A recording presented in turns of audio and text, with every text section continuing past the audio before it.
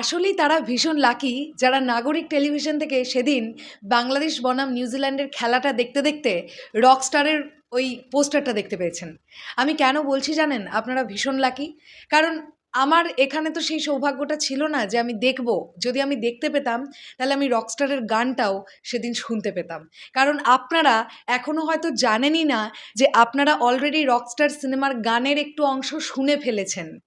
এটা নিয়ে যদিও আমাকে দু একজন সাকিবিয়ান ভাইরা বোনেরা ভিডিও তৈরি করতে বলেছিলে এর আগেই, বাট আমি যতক্ষণ না একটা বিষয় নিয়ে শিওর হচ্ছি ততক্ষণ আমি সেটা নিয়ে কথা বলি না। আর আজকে আমি বিষয়টা নিয়ে শিওর হয়েছি, তাই জন্য আমি কথা বলতে এলাম। হ্যালো আমার সাকিবিয়ান ভাইরা বোনেরা, চলে এলাম আরও একটা নতুন ভিডিও নিয়ে। আশা করছি তোমরা সকলে খুবই ভালো আছো। চলো আমি একবার রিকল করিয়ে দেবো যে নাগরিক টেলিভিশনে আমরা সেদিন যে গানটা খেলা চলাকালীন শুনতে পাচ্ছিলাম সেই গানটা এক্স্যাক্টলি কেমন ছিল। চলো, সো লেটস স্টার্ট।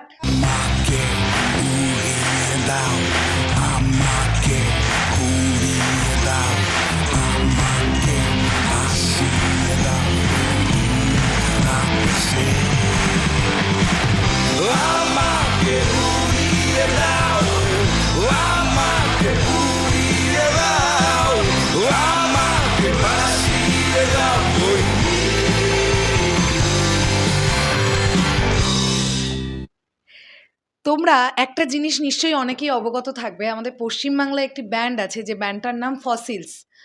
ফসিলস একটা রক ব্যান্ড এবং এই ফসিলসে যিনি গান গান তার নাম রূপম ইসলাম। তোমরা চেনো কিনা অবশ্যই কমেন্ট সেকশনে জানিও। আমি না এক্স্যাক্টলি একটা সেম ভাইব পেয়েছি। মানে যেহেতু সিনেমাটার নাম রকস্টার এবং মেগাস্টারের লুকটা দেখেই আমরা বুঝতে পারছি সে কিন্তু একালের একজন রকস্টার, এবং জানতে পারা যাচ্ছিল ডিরেক্টর আজমান রুশোর ইন্টারভিউ থেকেই জানতে পেরেছি এই ক্যারেক্টারটা একটু ফিলোসফিক্যাল একটা ক্যারেক্টার, যে ক্যারেক্টারটা নিজের জীবন দর্শন থেকে গান লেখে, গানের সুর করে এবং গান গায়, এই ক্যারেক্টারটা।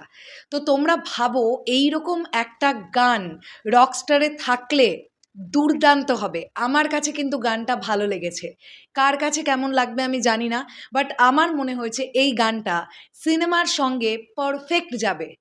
একটা দুটো গান তো নেই, এই সিনেমায় ৮টা ৯টা গান আছে।